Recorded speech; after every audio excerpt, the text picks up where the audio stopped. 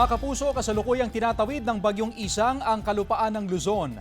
Naglandfall ito sa Kasiguran, Aurora bago mag-alas 10 ng umaga kanina. At kaninang alauna ng hapon ay huling namataan sa vicinity ng Quirino. Ayon sa Pag-asa, posible ngayong gabi ay nasa West Philippine Sea na ito at maaring lumabas na rin ng PAR bukas ng umaga o hapon.